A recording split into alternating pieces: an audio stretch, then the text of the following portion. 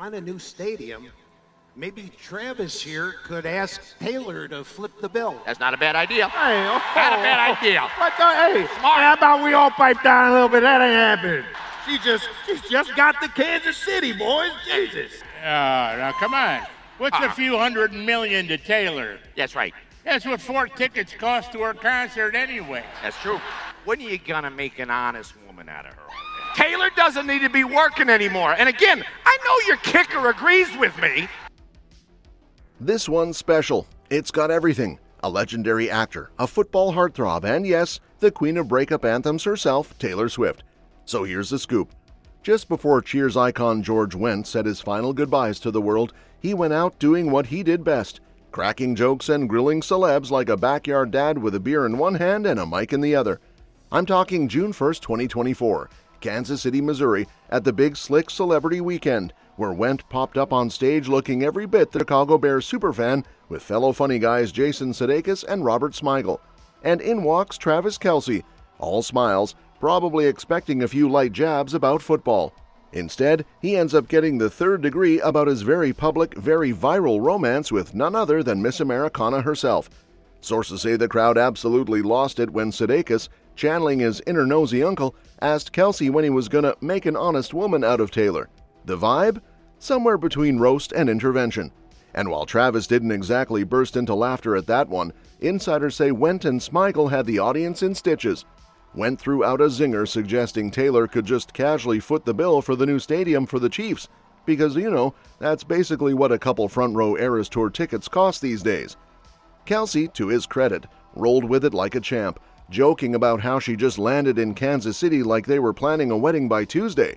The whole bit gave off the energy of a classic SNL sketch with just enough chaotic uncle energy to keep it spicy.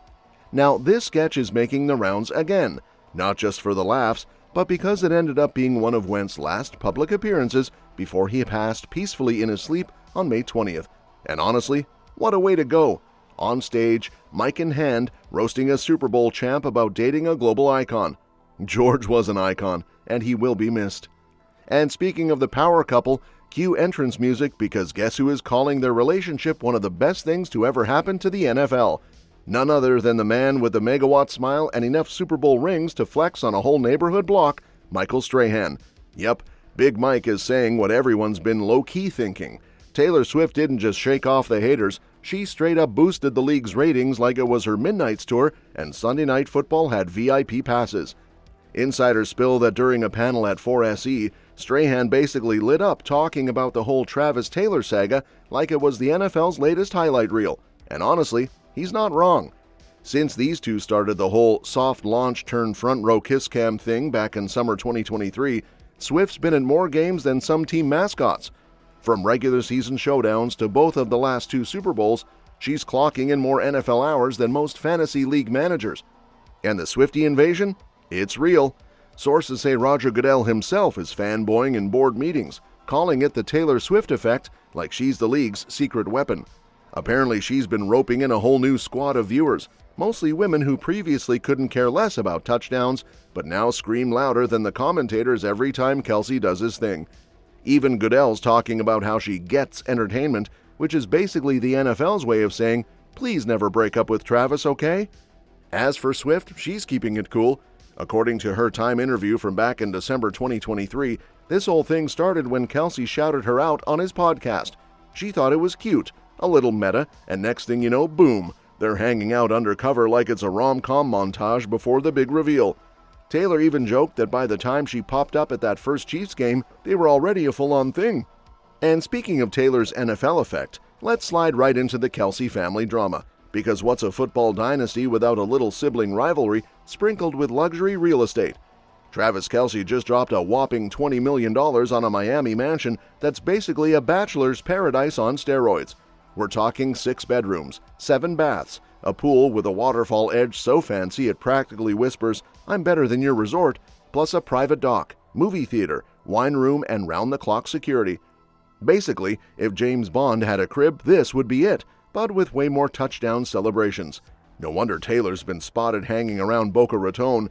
This place screams VIP couple goals. Now here's where the plot thickens though.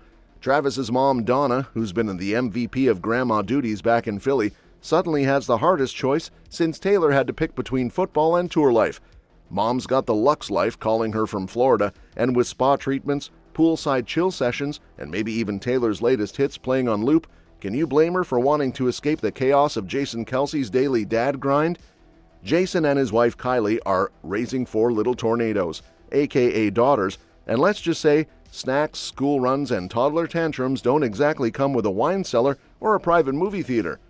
Jason, the good sport that he is, joked on their podcast that he might have to step up his game if he wants to keep mom close. He's got 4 kids under 5, a war zone disguised as a home, and basically zero chance to compete with a mansion that's part country club, part vacation resort. The whole situation is a classic family sitcom moment. One brother's living the high life in the sun, the other's holding down the fort with diaper duty and bedtime stories. It's like the NFL meets Real Housewives, but with more football helmets and less drama. Well, maybe just a bit more. As Travis preps for his 13th NFL season lounging in his tropical fortress, Jason's rocking full-time dad mode post-retirement, and the Kelsey clan keeps figuring out how to stay tight, even if it's not always under the same roof. And while Jason's busy dodging toddler tornadoes, Travis is busy turning heads in a whole different way. Over the weekend, Kelsey jets off to Las Vegas to back his quarterback buddy Patrick Mahomes at that annual charity golf tournament, dressed sharp enough to make James Bond jealous in a slick gray suit. Taylor skipped the Sin City scene this time, but she still sent her love with a signed guitar that raked in a cool $15,000 for charity. Here's the kicker. Between the fancy gala and taping the latest teaser for the Kelce Brothers podcast New Heights, fans can't stop buzzing about Travis's sudden glow-up. Nope, it's not just the spotlight on his NFL skills or podcast charm. This guy got seriously sun-kissed, like he's probably single-handedly keeping sunscreen companies in business with that tan. People on social media are losing it, throwing around jokes like Killa-Trav got some Killa-sun, and wondering if he accidentally signed a deal with the sun, or maybe took a quick trip to LA beaches nobody knew about.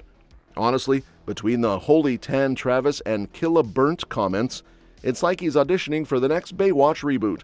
And while Travis is busy getting that crispy golden tan, Taylor's stirring the pot in her own mysterious way. After a pretty chill break from the spotlight post-Super Bowl, everyone's been itching for a sign that Swiftie Central is back in action, and the buzz is real. Word on the street is Taylor's gearing up for a big comeback, with folks speculating she'll finally make her first public splash since the Super Bowl at the American Music Awards this Memorial Day weekend. Yep, the suspense is killing everyone faster than waiting for the next season of your favorite show. Now here's where things get juicy. In the latest episode of Handmaid's Tale, Taylor's revamped banger Look What You Made Me Do sneaks in like a surprise guest star, and fans lose their minds. This move screams that Reputation might finally be dropping, which for the Swiftie squad is like Christmas and their birthday rolled into one. The cast of Handmaid's Tale? Total Swifties. Apparently the show's star gushed about how they'd been dying to sneak a Taylor track into the final episodes, and after hunting for the perfect moment, this song landed right where it belongs. Talk about perfect timing. But just when fans think they're about to get the full experience, boom! The Handmaid's Tale account drops the song clip and then deletes it like a magician pulling a disappearing act. Then Universal Music Group jumps in, tweets the same video, and, plot twist, deletes that too. Cue the online freakout. Fans flood social media with crying emojis, confusion, and questions. Basically a full-on meltdown, but with keyboards. The mystery deepens, and no one knows what the heck is going on. But one thing's for sure, all eyes are locked on the AMAs to see if Taylor finally drops the big reveal and ends the guessing game once and for all. What do you think? Share your thoughts in the comments below. Stay tuned.